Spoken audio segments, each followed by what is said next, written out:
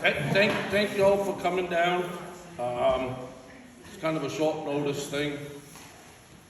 For you guys that don't know, this is Lloyd Perreault. He's been pretty much a life resident of Andover. He was born in Franklin Hospital. He lived down on Route 11, a little farm down there.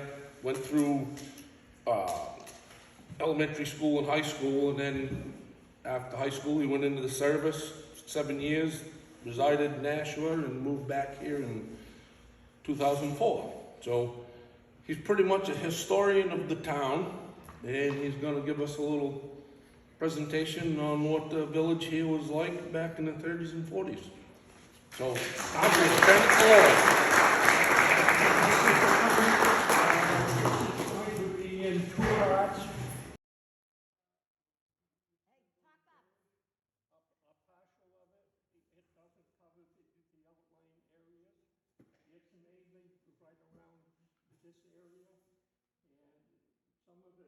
Goes back to the 1920s of buildings that are either burned or they're still here. And I will go from the building through the buildings of what they are, and I'll go back and forth as to what they became later. And I'm a great artist, as you can see. That's a great artist. These are all buildings, and this isn't the scale. I just did it to scale. We will start with building number 1, which is the old Hagen building on the corner here. And then we go down. Number 1 was that building, and number 2 was Walter Heath, was a small building and a store in the front. Then we go to the Wadley Post Office and store, and later on a fire department house. Then we go on again to storage for the pumper, fire pumper. And later on, it became a barber shop. Then we go to a garage that in the 1920s was torn down. It was run by Frank Miller. And then we go to the blacksmith shop, which was on the channel. Most of these places set up on pilings, and they out over the water. Then we go across the street, which was Ward's store, and the next house was this one right here. And then we go to the railroad station, and the freight house, and Ogden's house, and the Lordman's house, and the fishing game. The A designates that there was another building here, which was the Baptist church. It was built in the late 1800s.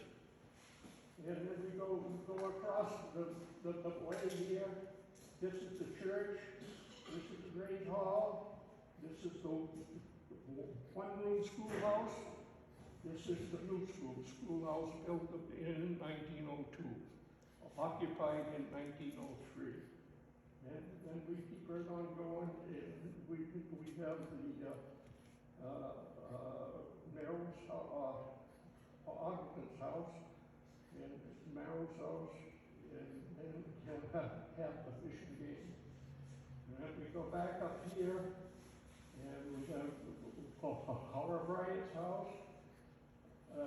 We have a factory building here that burned in 1900, and the fire was so severe it almost wiped out the whole town here. And they finally got it out. Then we go down street. Down here we got a house that was next to a hosiery mill. And then we go to 18, which is the barn that went with this house. And then we had the water tank for the Boston Maine Railroad. And on this side, this is the church, the Great Hall, the Wondershare School, the present school, and the A designates something else. So that basically is all of the buildings. And I'm going to start here and go through these first, and we'll go back and forth as to what happened to them. Okay, this one here, old O'Hagan's house is still here. It had a shed and a barn attached to it. It also had a porch. The shed and barn was torn down in the 1930s. And that's an open space here. Then we go to the Heath building, which is pretty interesting.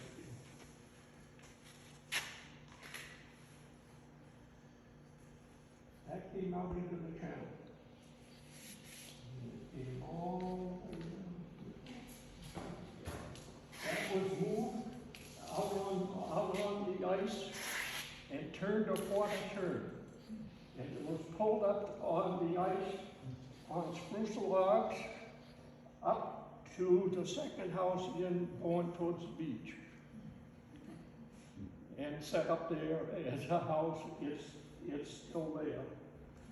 And then the next one, next to that was the Wadley post office and store, and the barn at one time was a firehouse.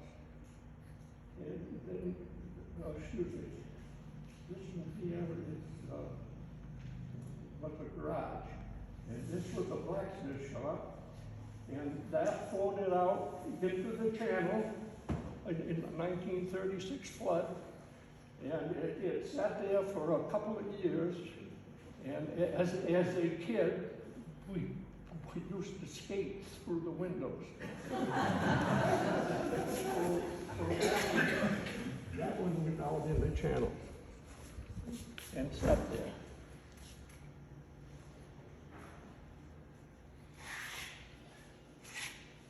So that takes care of the stream. Now, most of these buildings sat on pilings.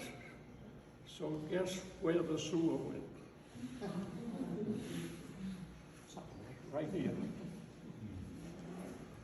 So that was that. Then we go over here. This was Frank Ward's store. It was 3 stories. The first 2 stories were occupied by Hay Delaney, who was an antique dealer, and the third floor was the library. You'd walk off the bridge and walk right into the library. No stairs involved. And this was Hay Delaney's house, and later on she bought this building, and she lived here, and we'll get back to this building later on. This was the railroad station. This was a freight house, and now the A means this is the existing firehouse that you're sitting in now. From there was the freight railroad storage place, and that got torn down. This building got torn down and was sold to Red Barton. And that became his home on Plains Road. And we go down, and then we get to the Baptist Church. That was built in the late 1800s. It was sold in 1921 by auction and foreclosed on. And a group of citizens from Salisbury bought it and moved it to North Road in Salisbury and built the community building. And this is the fishing game and house that was originally a farm supply and grain building. And right beside of that, there was a siding that went down along the channel. And I'll get to that somewhat later. And this here is the church, and there's some history there.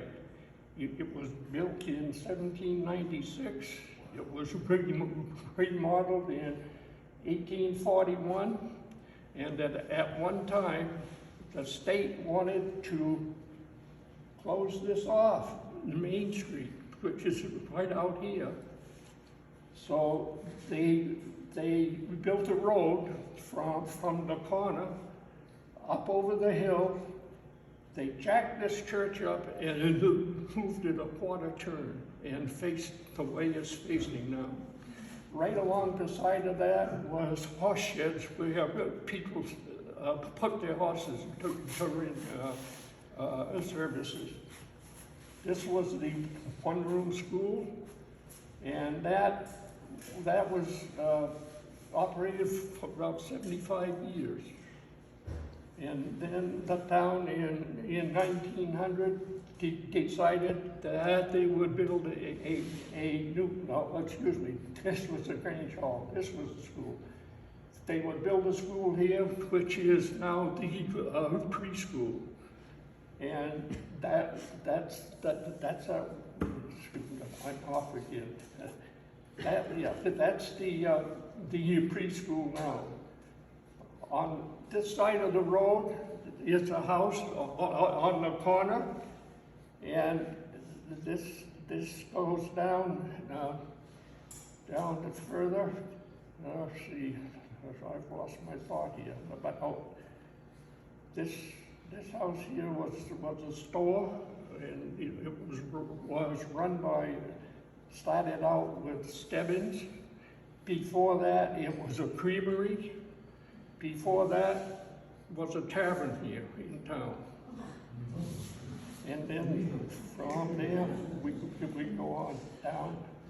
And this is the new William Batcher's library, and there's quite a lot of history here. So these are basically the buildings. This building, this is the Island View Garage. That's all over here beside the pond. And as long as I'm here, I'll talk about this siding. This siding ran up against the Fish and Game Club. It was short. And then the Boston and Maine Railroad and the town agreed that they would take out a siding that was here. It was three tracks wide, and they would help to pay the town for putting in a road using this roadbed, and built a road on that side that now goes to the beach. So and the town took out that siding, or the Boston and Maine took out that siding.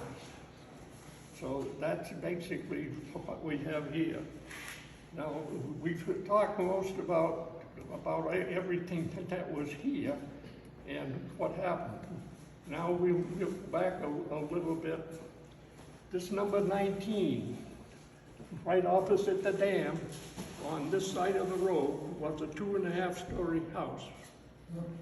Laura Bryant wanted the view of the channel, and she bought it and tore it down.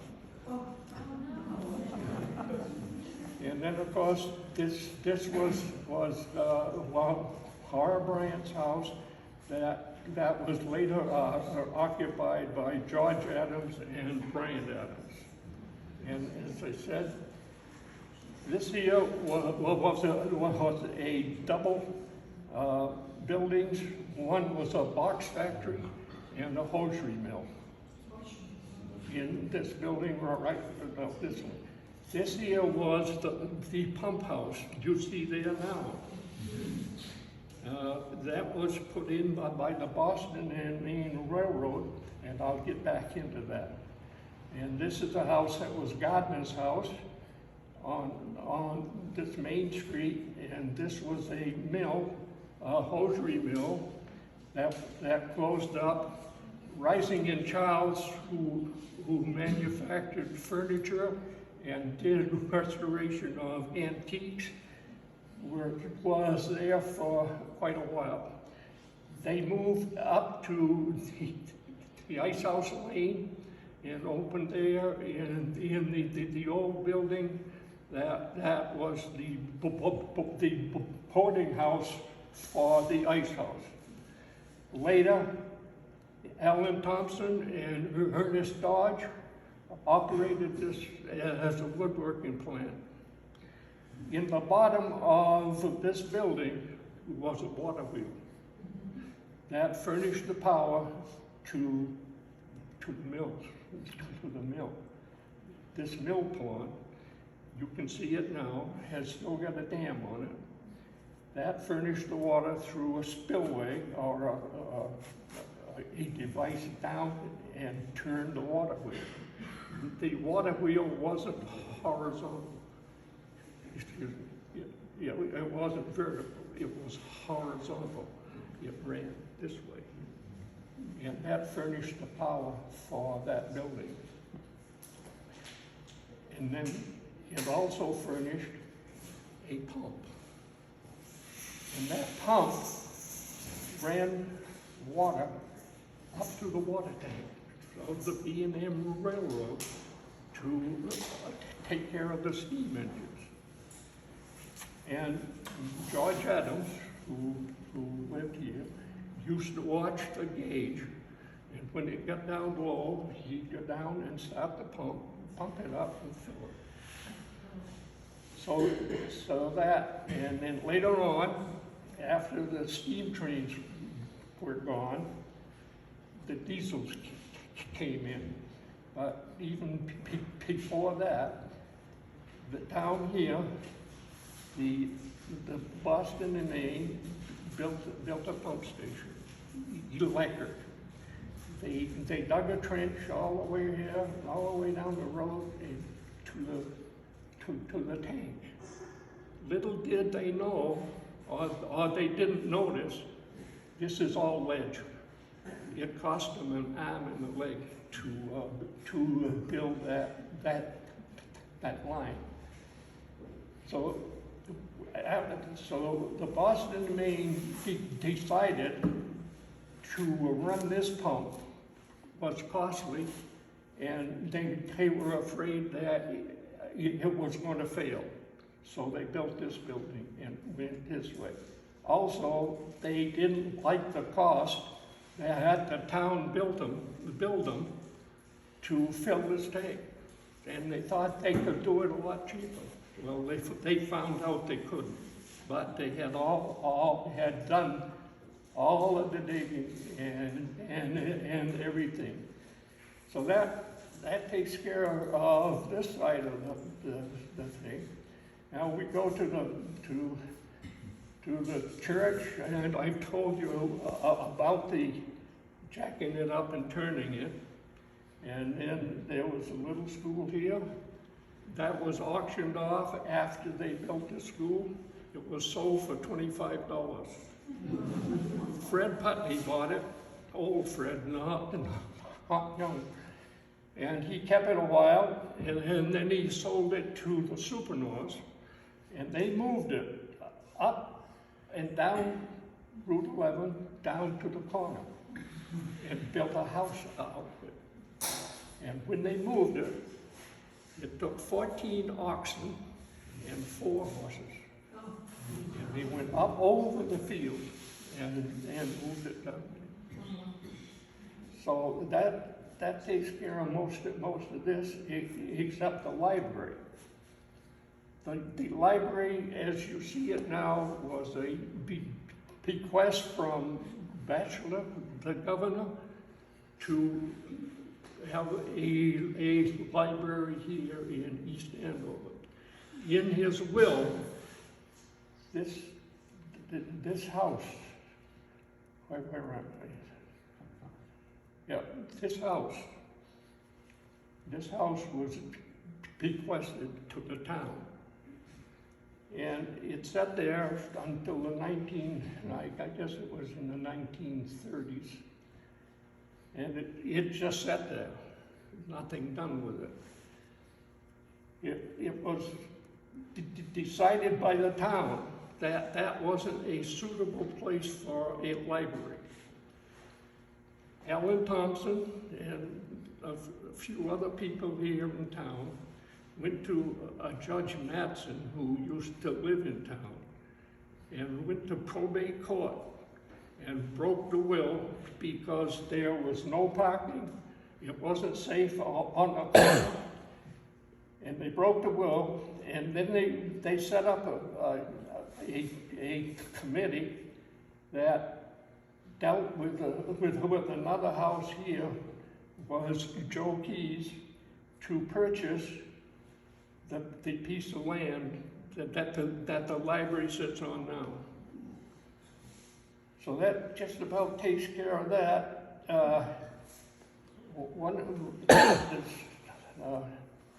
This is the library, and of course these are the existing buildings I've already gone through.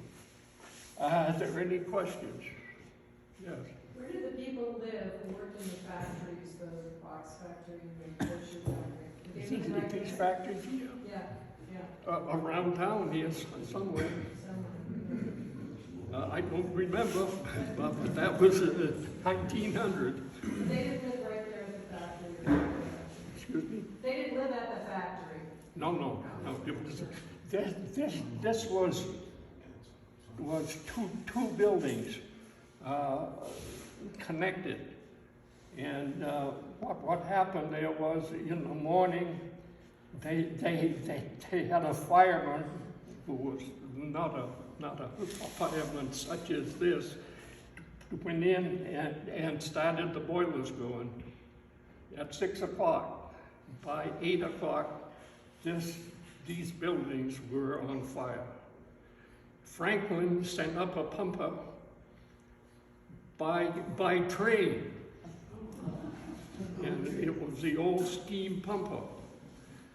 And they were able to help the existing fire company here in getting buildings saved. And the history of the town calls out buildings. It calls out this and that. I have no recollection of where it was. I would imagine they were here and over here, but I don't know. And Chafee's history doesn't say anything about it. A good source of the information is from the history book from 1900 to 1955. And I encourage you to get a copy of it and read it. There's a lot of detail in it. The biggest problem here was establishing dates. They didn't say when this happened or that happened and so on, and I don't remember. So that basically covers this. Any other questions? Being a relative newcomer to the area, it seems inconceivable to me that building 3, 4, 5, and 6, the majority of those must have been sitting over the water, because Yes, they there's not were that much on piles. on piles out over the water. Yeah. Huh. Anybody else? When I was here, building 4, is that the yellow one? Lloyd? No. Building Yeah, 4. that's right. Which was building 4? Building 4 is the Heath store that they moved. Well, then what's the one, the yellow one that was there when we were here? 3. That was still here when we were here, which was over there on the channel. And we used to ice skate on the channel, and the guy that was in there was Huntoon. Well, Huntoon. he would let us come in with our skates on. We came in, trotted right into the place, I guess it had wood floors, because I couldn't believe it coming up from the city. And he would have hot chocolate, and it was the town kids. We would troop in there whenever we were skating. Of course, the building's gone now. That was torn down in, I would say, probably about, probably in the late 40s. And it's still set on pilings. And as I said, all of these buildings, I'm sure that all of these buildings have sewage and ready to go. Yep. Went down Sucker Brook. So anyway, any more questions? Beyond this, beyond here was the Moody box shop that burned in the late 1920s. And it was a wooden box factory, and it caught on fire. And it was a total loss. The Andover Fire Department had the firemen come from Franklin and Concord to help put it out, but it was a total loss. If you go down Channel Road and you go to the lake, there was only these two houses. This one that they moved, and one on the corner. And then you had the beach, and you had that whole point. The town owned it. They sold lots there for $300 around the lake. Imagine what that's worth today. So anyway, any more questions on the town? Yes. Do you have any sense how long the bridge, Maple Street, has been there? When Perreault went in, was it there before? This bridge, which, The Maple wooden, Street. right, the wooden bridge. Wooden bridge. The bridge that's right on. yeah, that's been there since the Boston and Maine railroads came through here in 1846 to 1849. And that was there then. Thank you. Okay, now we go back to the libraries. The first library mentioned in histories was in a private home, which was Laura Bryant home, one room. The second library was in the Ward store on the second floor, which you could access from the road, right into it. The next library was, this store was going to be torn down by May Delaney. The next library was in the house down on the main street, which I think is also Channel Road. And that was there for 2 or 3 years before they moved it up here, the libraries. I don't know if there's anything else that we can talk about. Question, Lloyd, can you tell us when the Batchelder Library, as it is today, when that was built? What year that was built? It was built in 1956. So did they have another library on that spot before 1956? No. So it went straight from number 24 Yeah, to number yeah, 25? it went right from here, right to that library.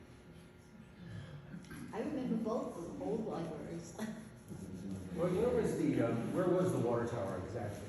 The water tower was right up here, down beyond the bridge.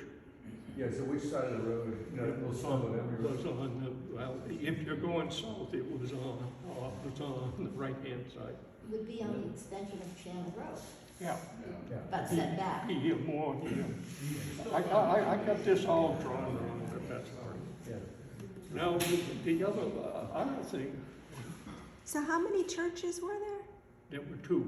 There were two. The one That- that's there that was- now. There was the one that's here now, and there was the Baptist church that, got sold off, we got foreclosed on. I think the foundation, you can see it there, of the old Baptist church. And is that the meeting house where the roof is falling in on North Road? You said they moved it to North Road? Yeah, North Road in Salisbury, which is, you go out Perreault Road, and then the road branches. When it branches, that's not North Road. The building is still there, but it's all caving in and everything. The building right by the bridge, the old Kimball store, what was that originally? Ward store.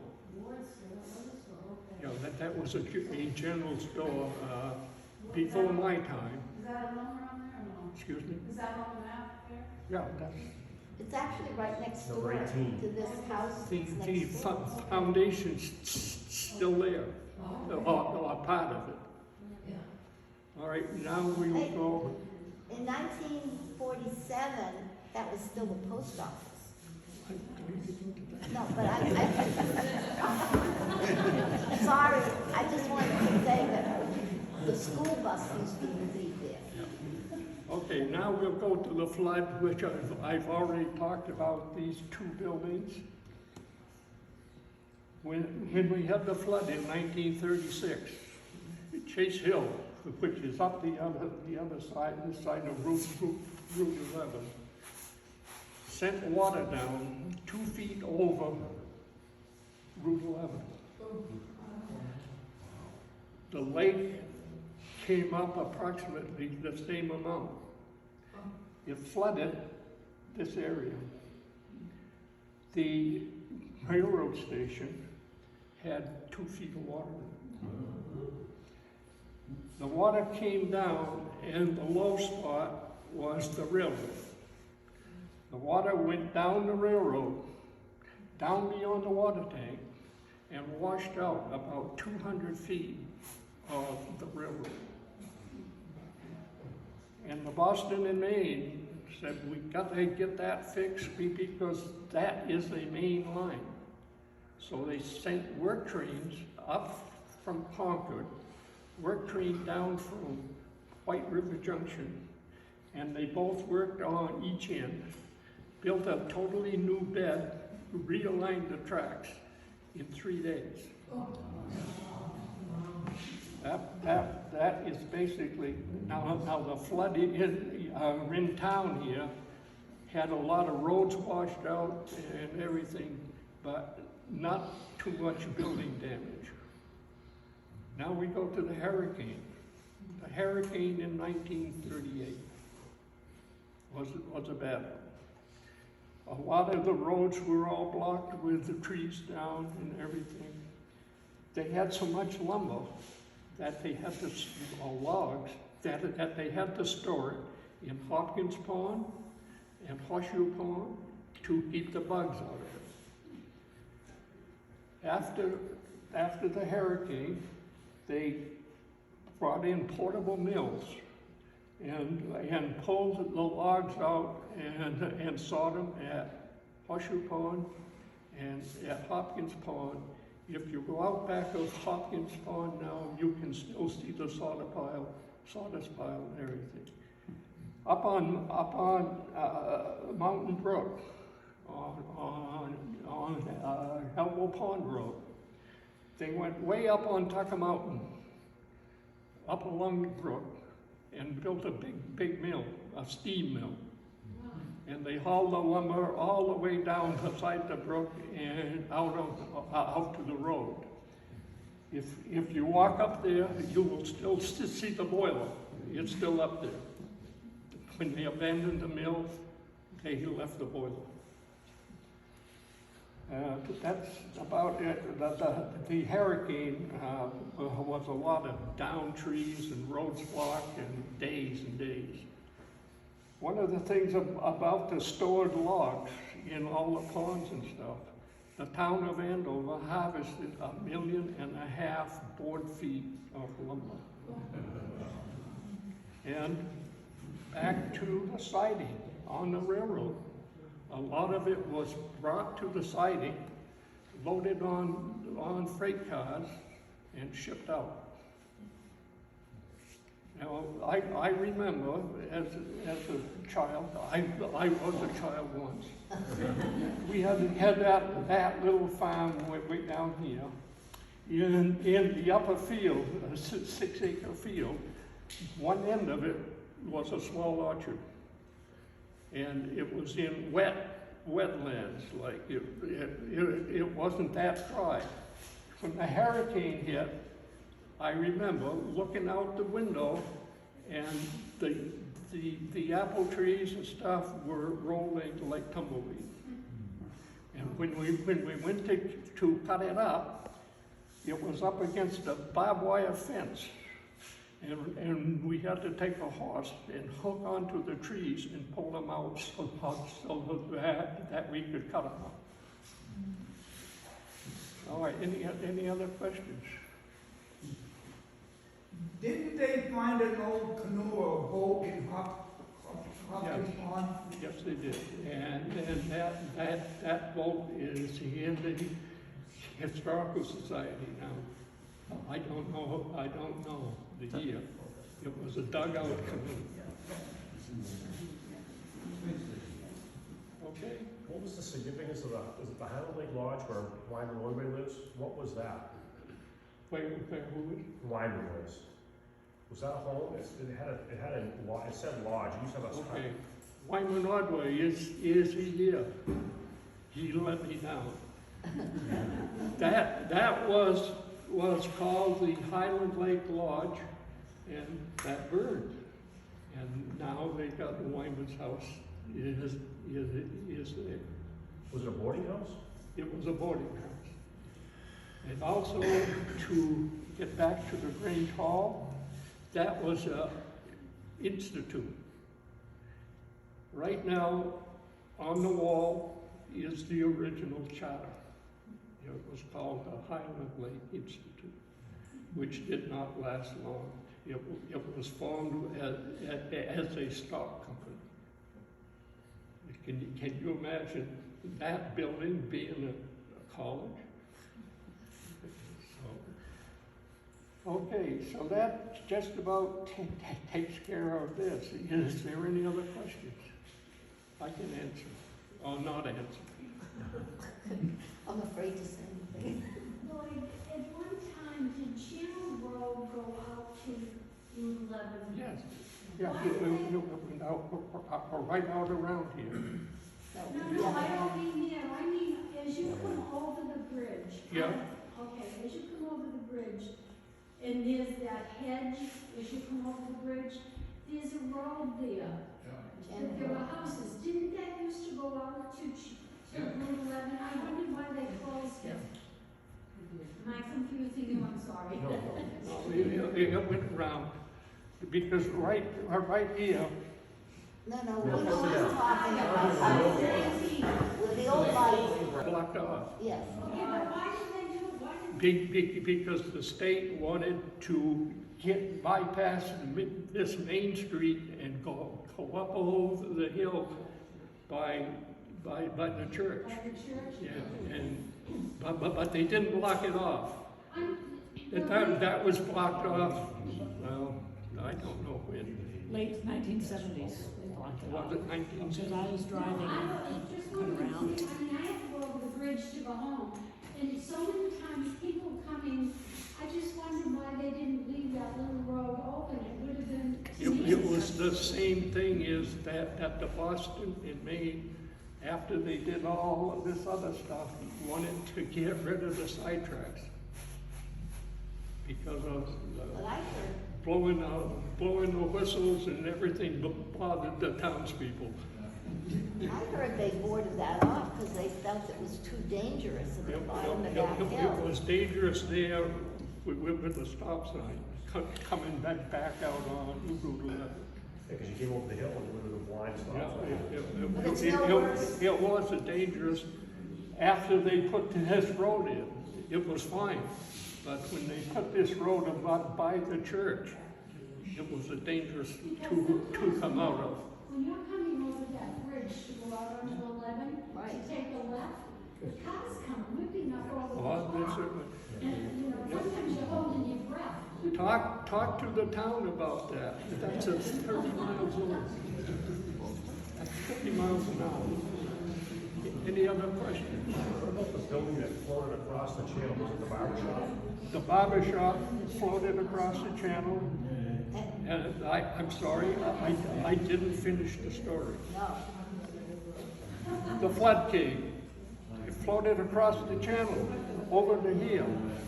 There was a tree there. The townspeople put a rope on it and tied it to the tree. After the water went down, they propped it up on rocks, and the barber opened up from here to there. And that's where it was until they tore it down. What else? Anything else? Okay. We'll go into the fire department now, and I will go from where the firehouses were, and then we'll go into the equipment and when things happen. The first fire station really was a hand pump, and you would get it going with 6 people, one in the middle, one on each end, up and down. It would throw us through the water about 75 feet with 1.5-inch holes. I'll get into that more later. And that was here.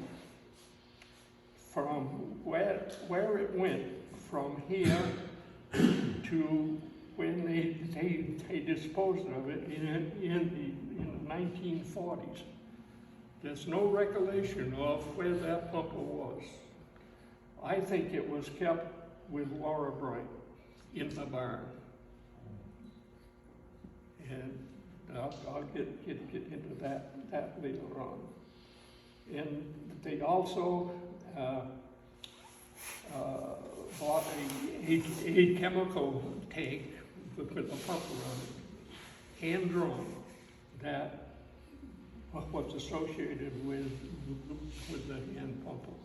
So can you imagine getting a fire and getting that thing out, pull it and get it to the fire?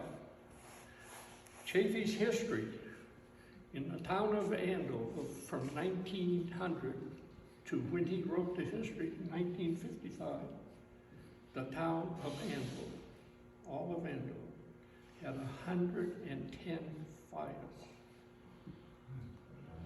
And a lot of those buildings, total loss. So that doesn't count all of the brush fires and along the tracks that these steam engines caused. And they were numerous. When I was a kid in the 30s, we would hear it, and we would hear the church bell ring, and there was a fire. All up and down the whole Boston, and anything else. So now we'll get into the fire department. After the fire up here in 1900, there were several attempts to form a fire company here in East Andover. It was up and down of different committees and this and that and everything.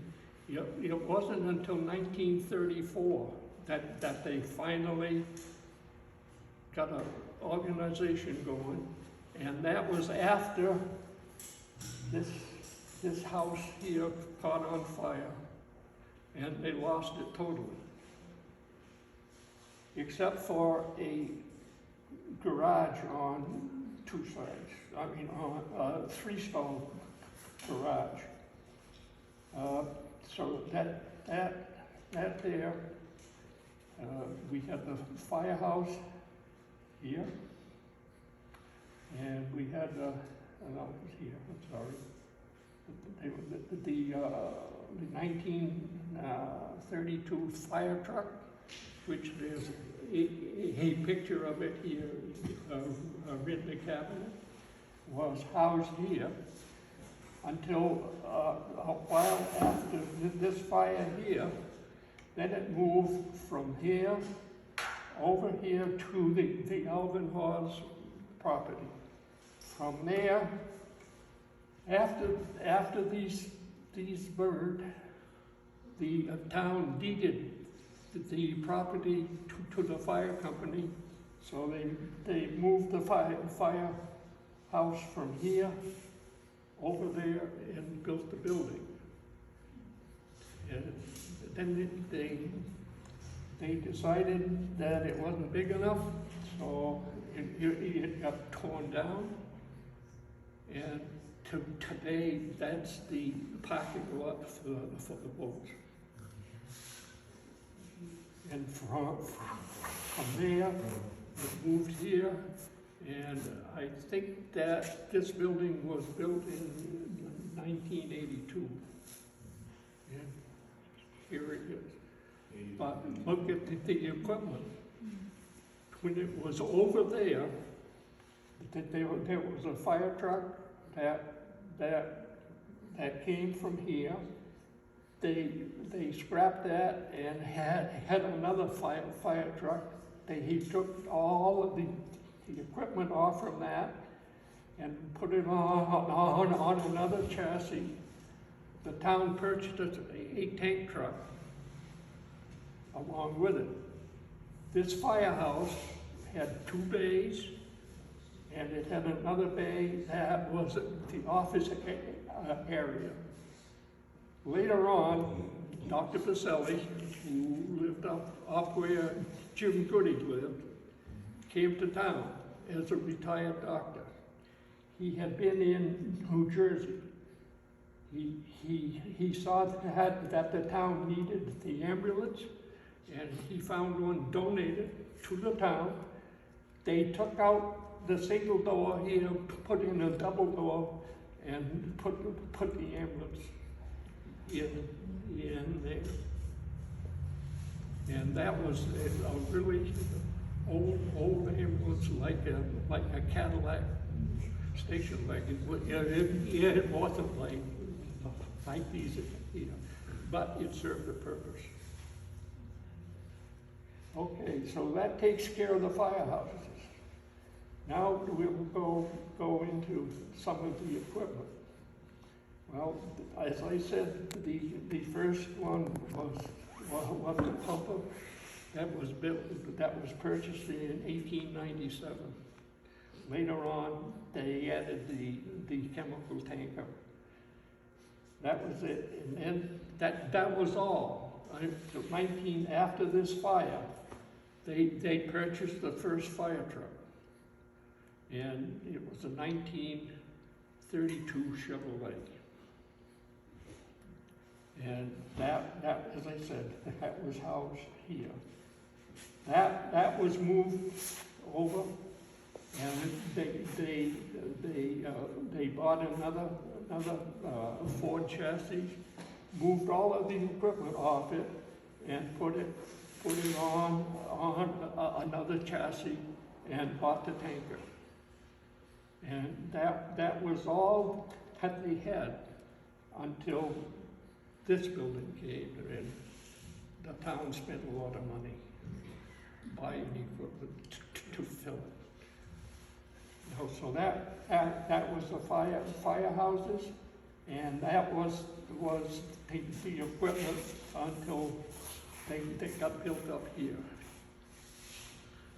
And we can get into some of the fires that I remember. To go back a little bit, during the war, the young men were off the war. The East Andover Fire Company or Department had 5 of us teenage boys here in town as firemen. And this truck, the 1932 truck, wasn't closed, it was open. We went to a fire, we stood back bumper, going to the fires. So, at age 14, I was a fireman. And I still got the badge. Now, up there, we've been doing some of the fires.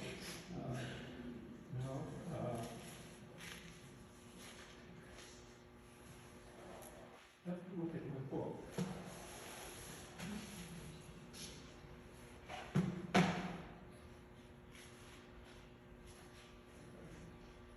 The fires that I don't remember was the one that burned this horse farm. They had it pretty well contained because a fire truck came up from Franklin, and they ran a hose to the channel with the pumper. Well, lo and behold, they put the hose across the track. That was scheduled for a train when they were fighting the fire. So they had to break the hose, dig out underneath the track, run the hose under the track, and hook it back up. And guess what? They couldn't start the pumper again. And that's the reason that they lost this place in total. They couldn't get water. That was one of the fires. Now, another fire was when I was, had to be in the 40s. Magdalene's house, which sits here, caught on fire, and we were able to stop it. It just gutted it. And after it burned, Magdalene refurbished it, remodeled it, and at one time, after she owned it, it was owned by George Brothers, who ran the store. That was the old Stebbins store. Then, who was after him? Family named Lloyd bought the store, and after that, I think it was Castioff owned it. So that was one of the fires. These 2 fires. Then we had a fire down on Valley Road, which is way down here on the corner. It used to be called Lower Tucker Mountain Road. There was a steam mill there, a lumber mill. Before that caught on fire, they used to stick the lumber in a small field. And lo and behold, a train started a fire, a grass fire. It got into the lumber yard. And can you imagine lumber being stuck in layers this way and that way, the effect of flames. And there was a pond there, and we finally cut that fire out. But it was hot. It was right in the summertime, and it was hot. The mill burned, and that was owned by a family named Emery. That before it burned, Delphonse, you've probably heard of Delphonse, bought it and operated it there, and that burned from the boiler. And I was in the fire company, and I hate to say it, but we got down there and we watched it burn because there was nothing there to save, except the machinery. But that was another hot fire. Delphonse moved at the time to a mill down on Chance Road in Franklin, And from there, he moved over where Green Crow was and set up another mill. So that was that fire. Another fire was up on Railroad Pond Road that at the time was called Taunton Hill. It was in the summertime, and they were getting in hay with the truck in the barn. And then they went to start it, it backfired and set the barn on fire. It moved to the house. So that burned totally also. What other fires did you have?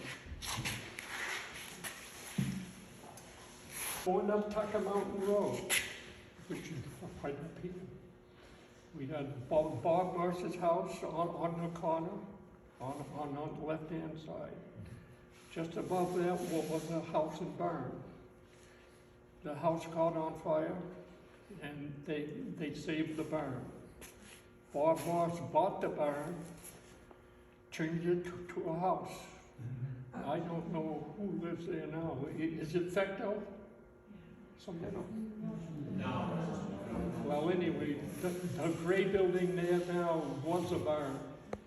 And Irene George's mother was there for quite a while in that. Then way up on Tucker Mountain, Rochon's house. At the time, it was owned by the Henderson family, and they moved downtown here somewhere. It was bought by a person named Hatch, and he kept it until Rochon bought it and rebuilt the entire thing. The road where Marshall lives now, what's her last name? Condon. There was a small building there that caught on fire. Those are the ones I remember and went to. Up on the top of Boston Hill Road now, where this gentleman lives, there was a farm. It was owned by John Zona. That burned totally. And that was in, that was in, let's see, that was 1942. Zona's son-in-law, Everett Perreault, rebuilt it totally. It burned again. So that was another big fire. Then down on the corner on Route 11, you go down and you make the turn on Valley Road. Just before that was West Newton's home. That caught on fire, and we saved that. The inside was pretty well done. The fire truck had a pumper on it. It was the Northern Pumper. It was a small 4-cylinder pumper. That pumper pumped water from Sucker Brook up the hill to that fire. And that pumper was later on replaced by a bigger one.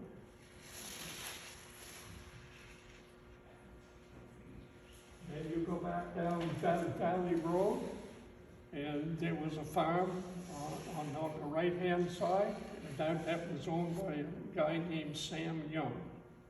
He had a big barn that caught on fire by a strike of lightning.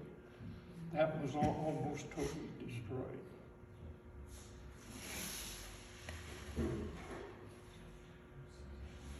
Over on the corner on Pine Hill Road, there was a small house there owned by Julia Kelvin. That burned, but there's a history behind that of arson. She and a friend of her, which was Sage Mayer, that lived on Route 11, went to jail because of the arson.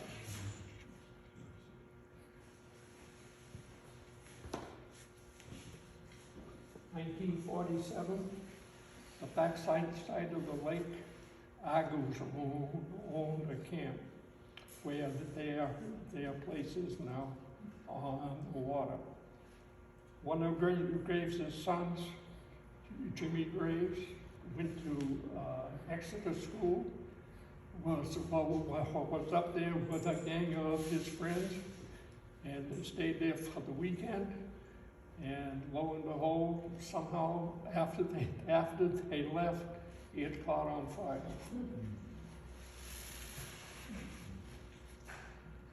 And as I said, this house here got it. And that's it on the fires. How about the other one on Chase Hill, at your house? How about the fire at your house? Oh, Yeah, yeah. well, I can count that. That was in the 1950s.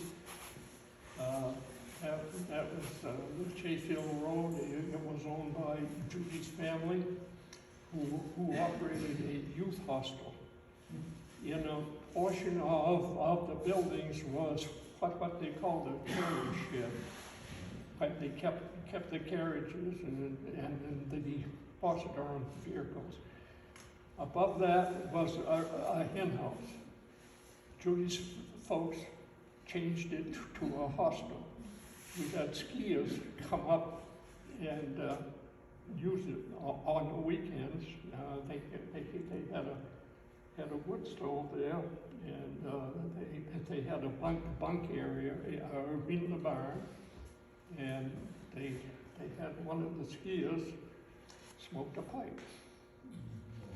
He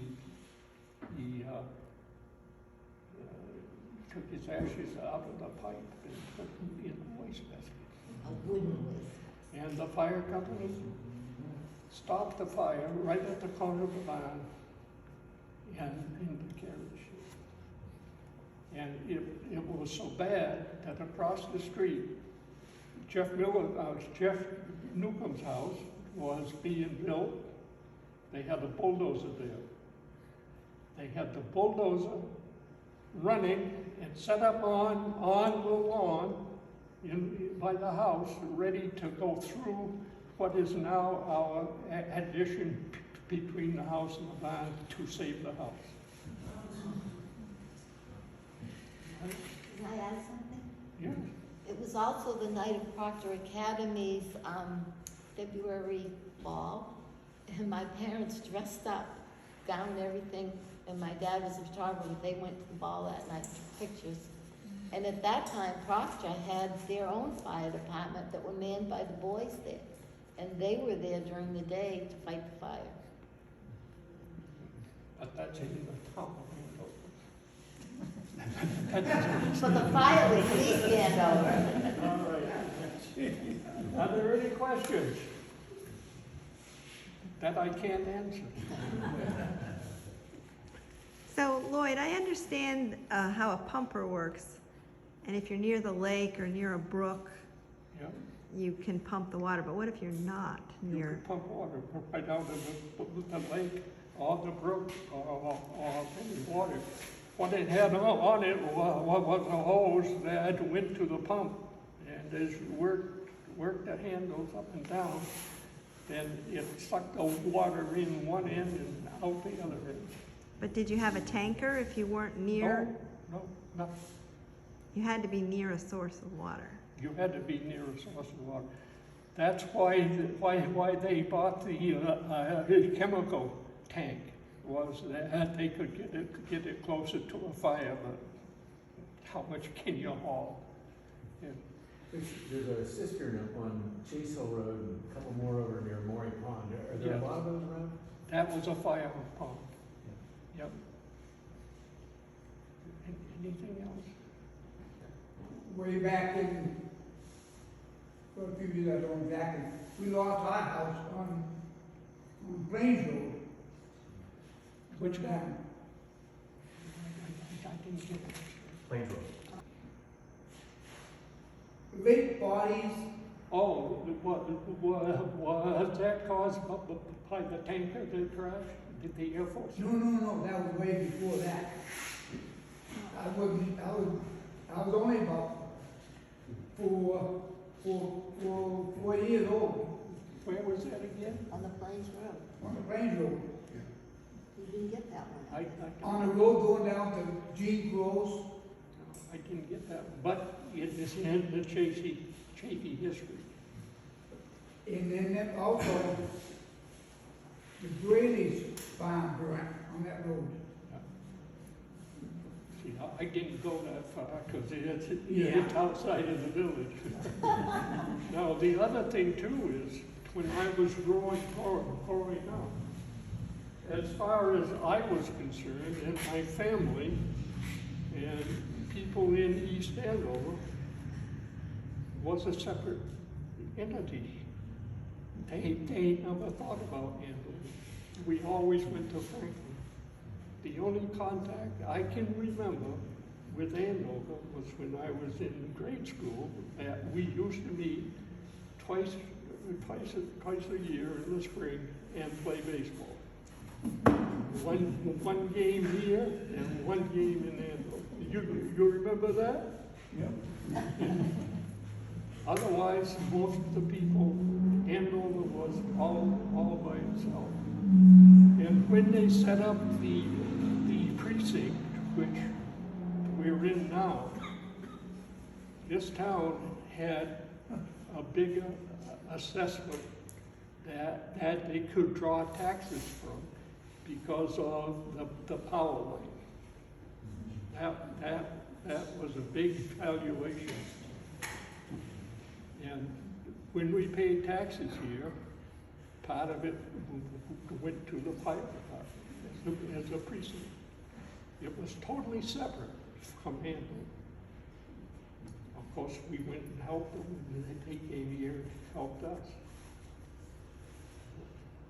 Now, are there any other questions? Can you show me where the hosiery factory and box factory was? That burned? Yeah. No, Where were they? right here. Right beside the dam. That's down there now.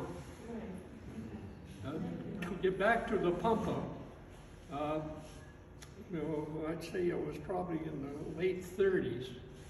Rising and Charles took it and refurbished it. And we used to get it out down here at the dam on Sunday afternoon or once in a while and pump water with it and play with it. To extend on that, every town at the start of the war had a scrap pile. They would go around and dig up tires and metal and everything. Right on this corner was a big scrap pile of steel, aluminum, or whatever. The town was going to scrap the pumper because of the copper and brass in it. Laura Bryant, where I think it was stored, I know it was stored there then, said no, and she bought it for what they thought would sell for scrap. It stayed in the Adams's barn for a period of time, and we don't know what happened to it. The Adams boys have no idea of where it went.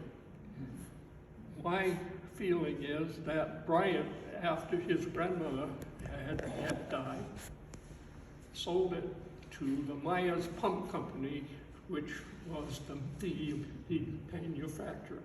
I questioned him a couple of times about it, and I was more or less said, no, don't worry about it. So, I mean, that's about it. Now, just as a sideline, other than the village and the fire department, we'll go on to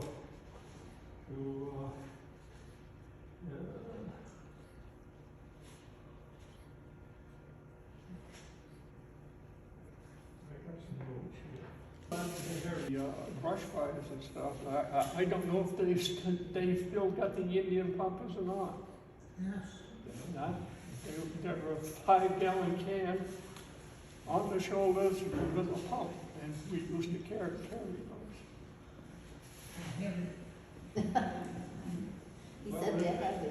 That's another side way, using those. We used to borrow them.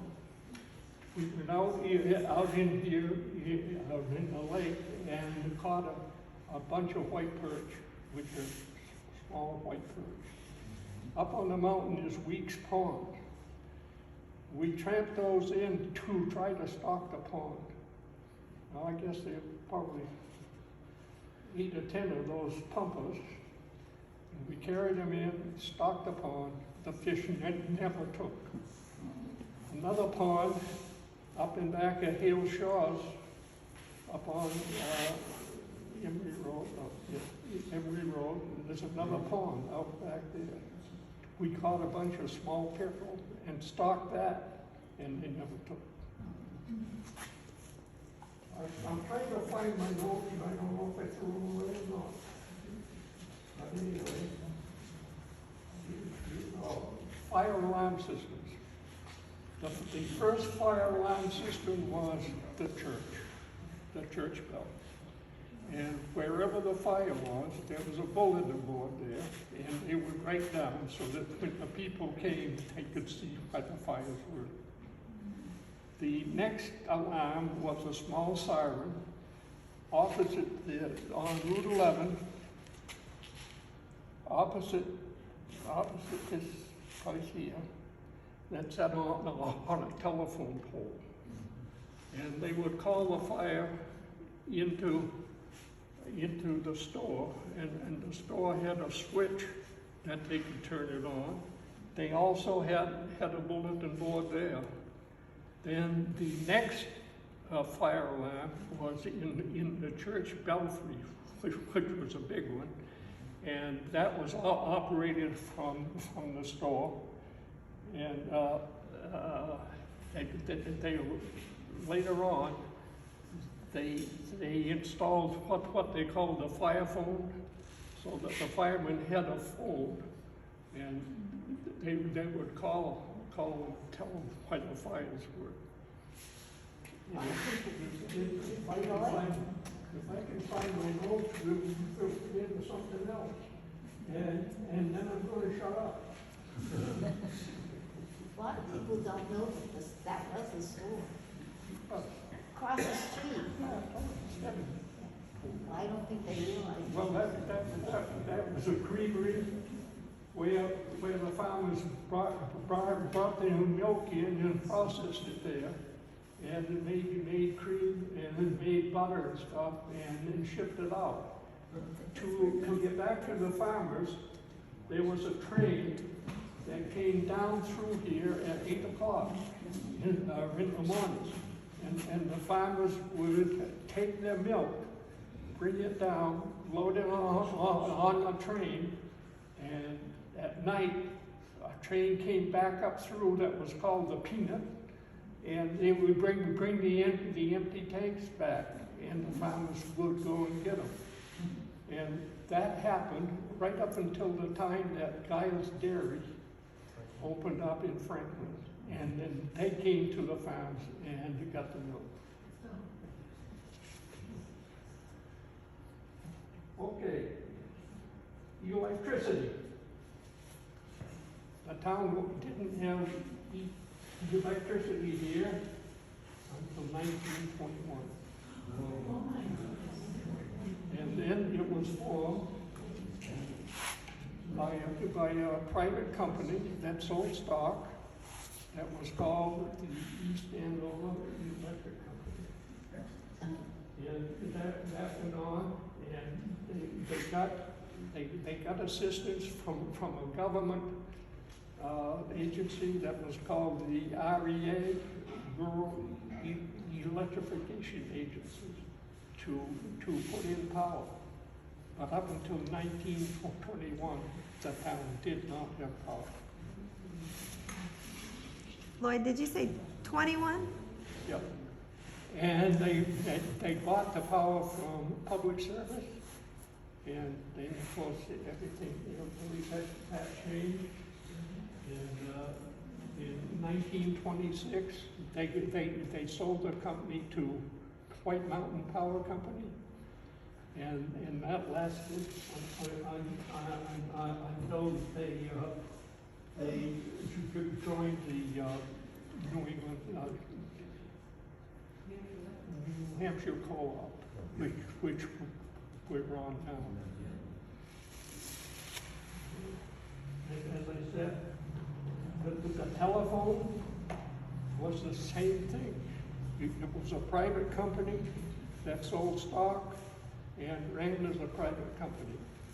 And later on, they made agreement with the Kearsarge Telephone Company, which later on, they were taken over by the AT&T. So, it was pretty dark back here in the early days. Well, I guess that's about it. If there's anything else, any more questions? Some of the people won't remember the plane crash, the big plane crash on the planes. That was in, yeah, that was later. And just a minute, there was an Air Force tanker that was flying, and they had a problem, and they crashed over on Switch Road, quite close to a Barton's, what's it, the Barton's house? Well, if we walk through the woods, Yeah. it would be probably a half or a quarter of a mile from there. Because I remember when it went down, my father and I had no panel truck. Yeah. So we took off over there, and the debris was still falling. You know, when we got there. They lost 7 lives. Yeah. In their crash, and after the crash, the Air Force was very, very generous and gave the fire departments equipment. I think that was in '59, if I'm not mistaken. Was it that late? Huh? Was it that late, 59? I think so. Okay.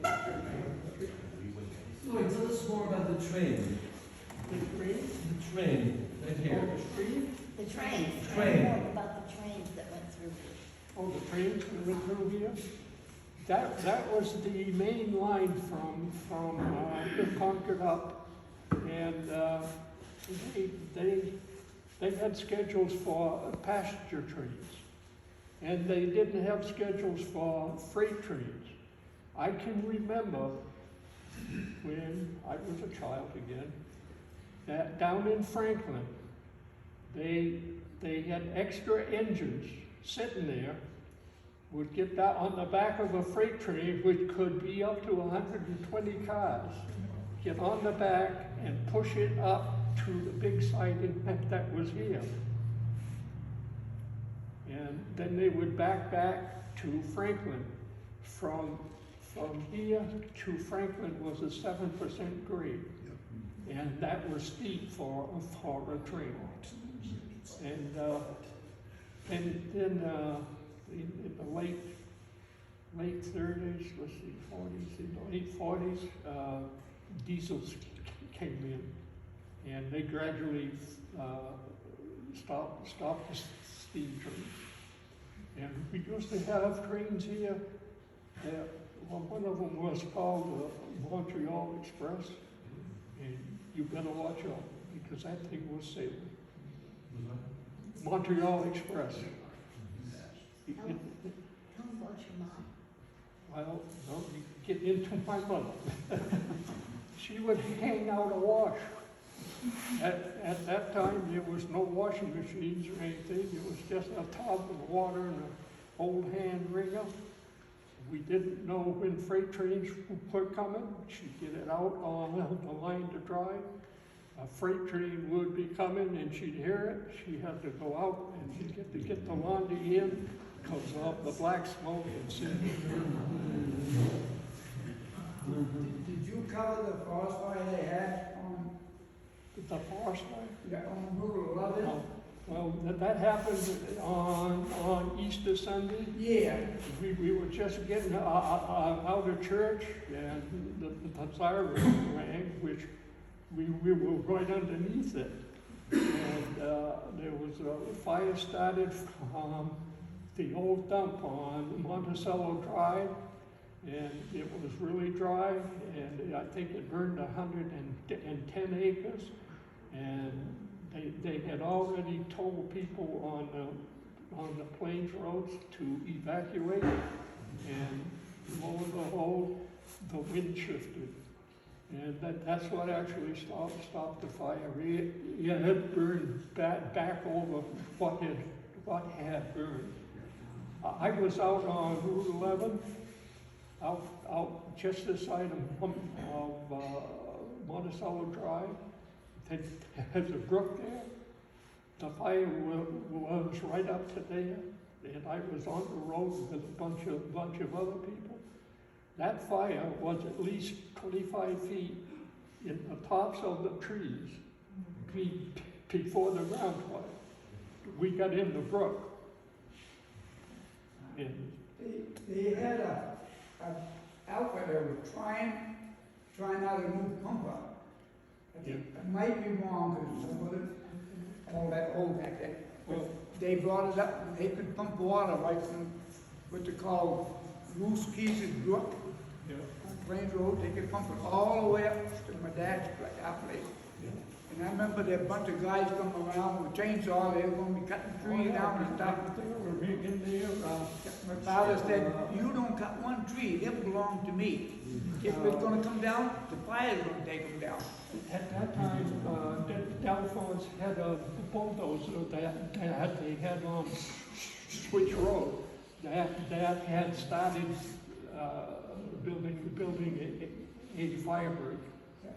And I remember, because they left the flag up They almost lost in it. the dump. So Perreault Hardway and I went in, and couldn't see it. No. And we found it, we drove it back out. Yep. We couldn't see it, all smoke, and they took it from me, and took it up on Old Florida Road, they call it now. And went in, got that, like that, and behold, the fire got to that and burned the back of it. Yep. Any other questions? Okay.